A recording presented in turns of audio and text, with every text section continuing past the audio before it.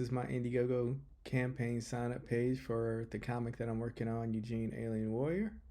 52 pages of color comic book science fiction adventure. So the link is in the description, so please go there and sign up for future updates. It will be done soon, I hope. Only thing left is the coloring of the last 24 pages. So go there and sign up. Thank you.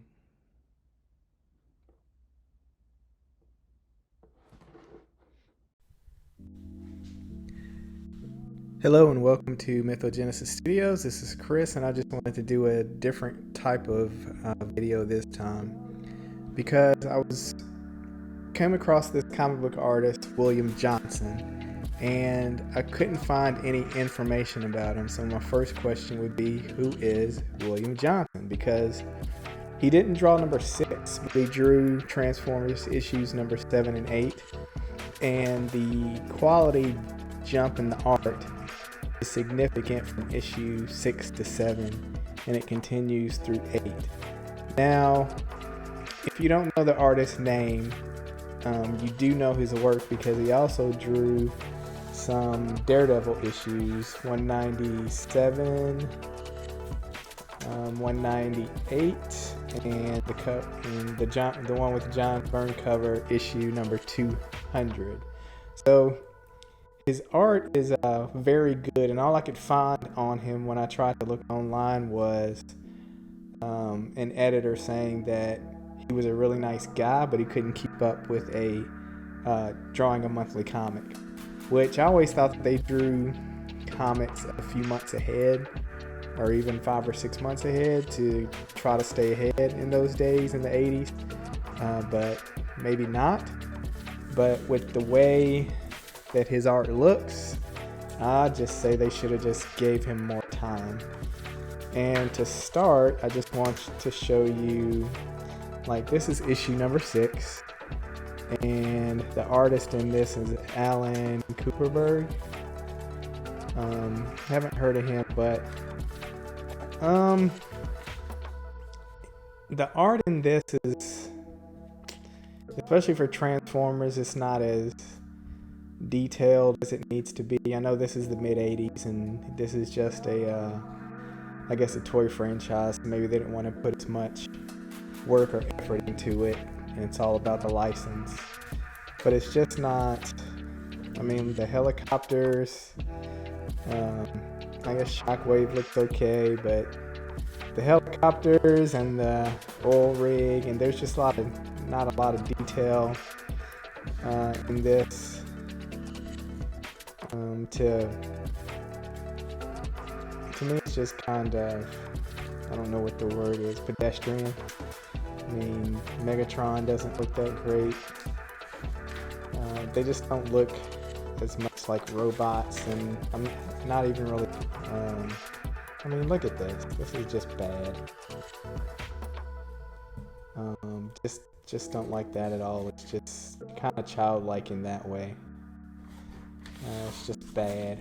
But when we get to issue number 7, which was always one of my favorites, with Ratchet as the main character, and even the cover is dynamic and interesting and draws you in.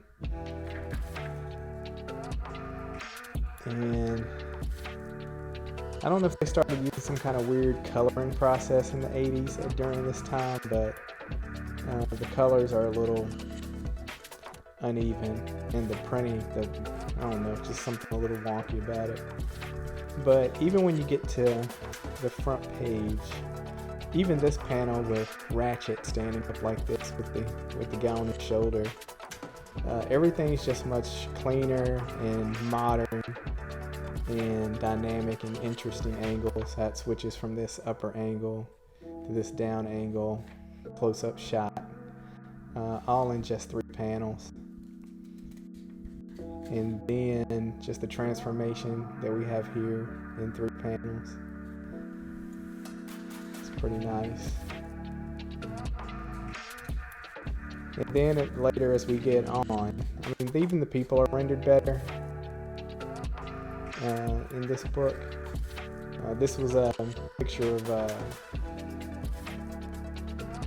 Soundwave that I drew a lot as a kid. I just thought that was a cool pose that he had there. And look at the scene right here where Shockwave is coming into the factory here. I mean, that's pretty awesome.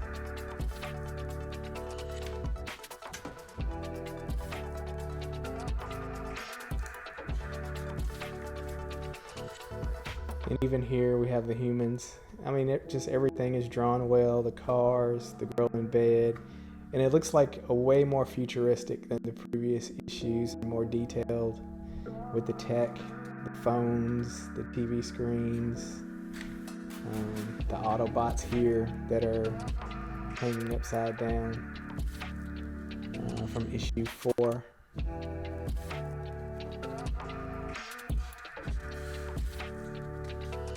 So even though he might have been a slower artist, he's very talented, and they should have gave him like more lead time to work on things.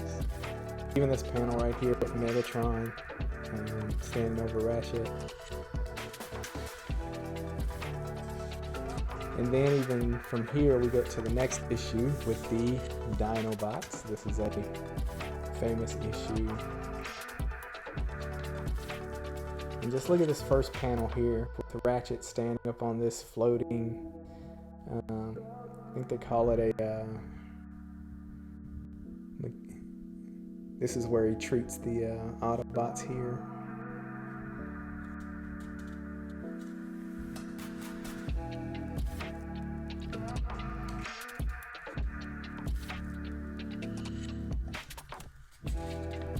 And I was just like, really, this panel here where Shockwave is the gun and then he transforms to be in front of Megatron, who he has defeated. So now Shockwave is actually in command and Megatron is trying to hatch a plot. He's already hatched a plot in the last issue with Ratchet to find the Dinobots to destroy Shockwave and get leadership back of the Decepticons. But everything is just so detailed.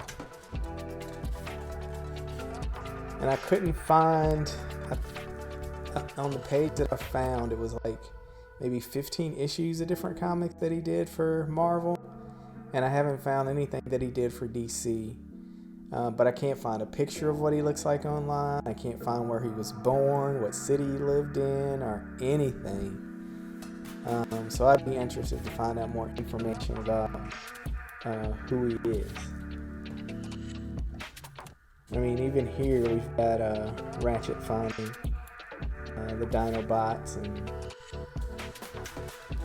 to me they should have just let him keep on, even though it might have been a struggle, just keep on drawing the Transformers issues. Because even when you get to the Daredevil issues, I don't know if it's the inker or what it was, but it was a little more uneven as far as what the people look like. I think he did the Transformers, the robots, way better than he did. So, I mean, just look at this in 1984, just all the details here. I mean, Megatron still looks kind of like they gave the robots back then a little more human features versus just straight tech.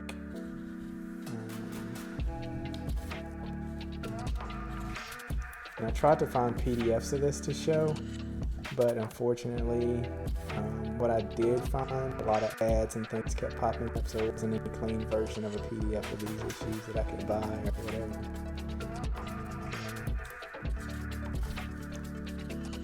And here we have the Dinobots, and they actually attack Shockwave and they're getting their butts kicked. But, so yeah, my big thing was just trying to find information about more who William Johnson is. He's a very talented comic book artist. Drew Transformers, drew Daredevil.